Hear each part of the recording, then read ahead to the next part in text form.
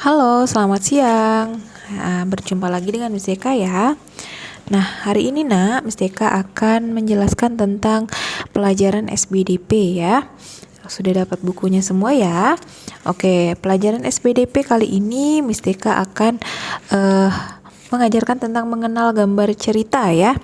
Miss Eka akan menjelaskan KD 3.1 yaitu memahami gambar cerita. Tujuannya hari ini Miss akan mengenalkan kalian tentang gambar cerita ya. Oke, silakan buka bukumu halaman 3 ya Nak ya. Bagian A. Nah, di sana ada mengenal gambar cerita. Tahukah kamu apa itu gambar cerita? Nah, cobalah kamu buka buku majalah ya Nak ya, majalah anak tuh biasanya kayak majalah buku atau buku bacaan dongeng-dongeng seperti itu ya. Biasanya kamu pasti akan temukan itu ada cerita dan ada gambarnya atau gambar cerita. Gambar cerita adalah gambar yang memperjelas suatu cerita. Terkadang ada hal-hal yang sulit dibayangkan hanya dengan membaca ya. Kalau anak zaman sekarang nih bacanya cuma sekilas tapi nggak paham tuh dengan apa yang dibaca gitu ya.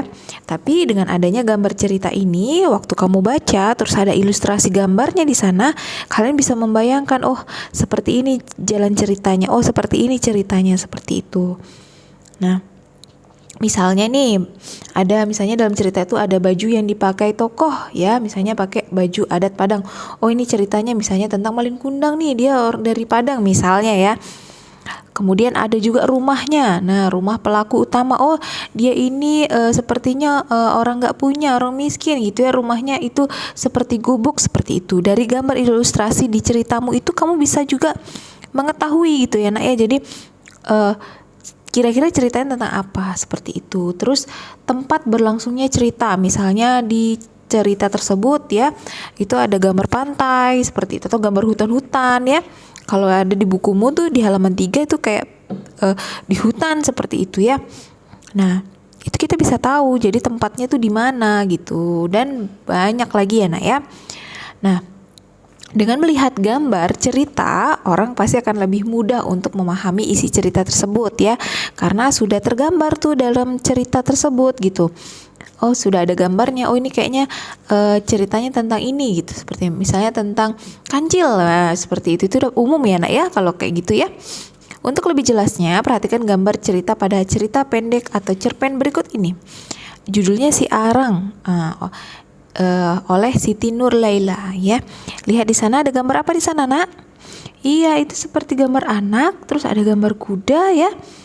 Terus kayak terjebak gitu dalam jaring-jaring. Nah, dari situ sebenarnya kita sudah tahu nih kayaknya ceritanya tentang kuda dan anak-anak yang menemukannya gitu ya.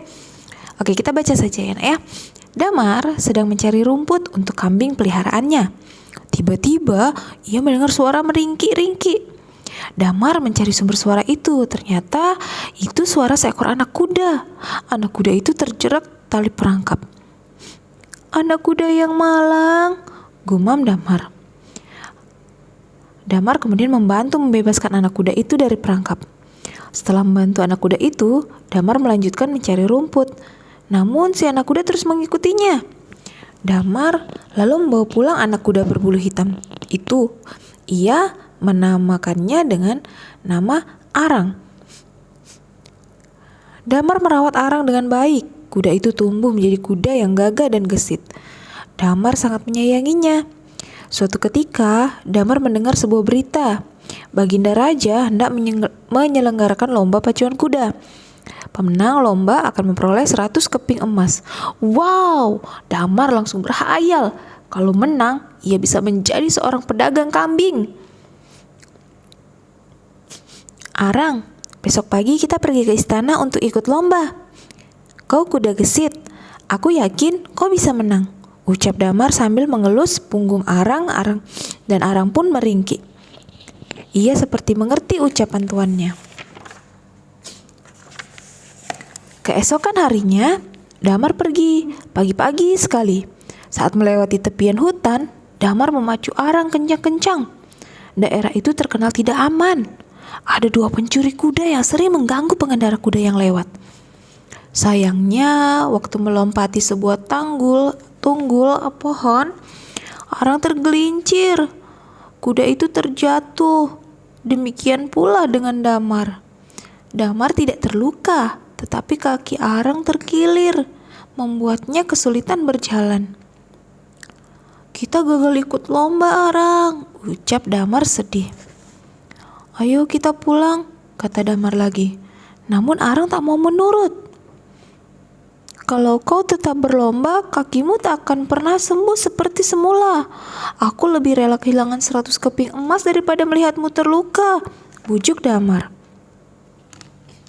Tiba-tiba, dari balik semak muncul 2 orang pencuri kuda. Mereka merebut tali kekang Arang dari tangan Damar. "Kuda yang bagus, harganya pasti mahal," hahaha, tawa salah satu pencuri.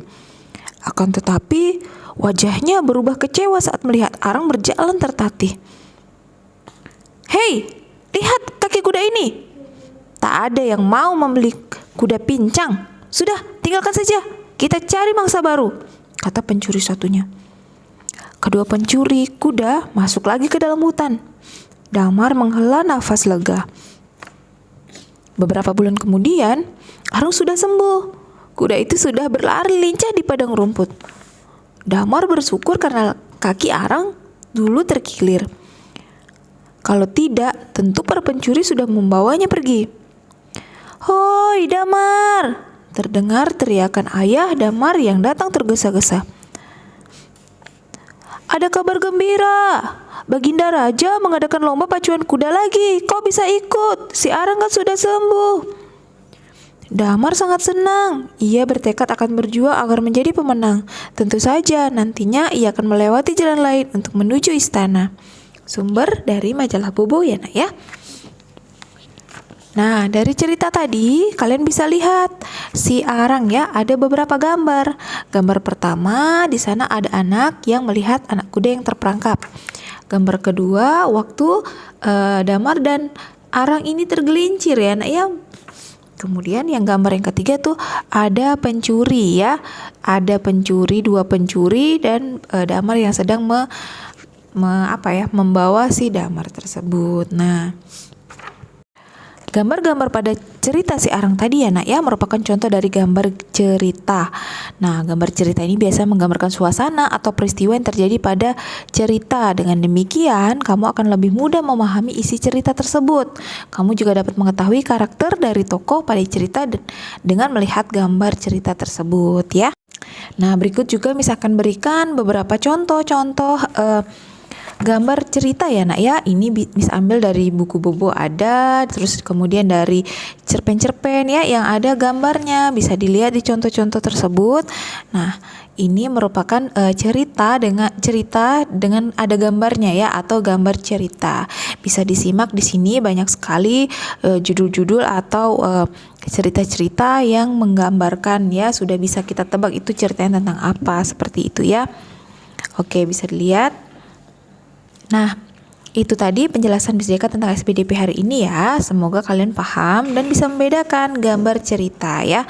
Gambar cerita itu ada kayak sebuah cerpen dan ada gambar yang menggambarkan situasi, menggambarkan cerita tersebut ya. Oke, thank you sudah menonton dan sudah menyimak. Semoga bermanfaat. Sampai jumpa, bye-bye.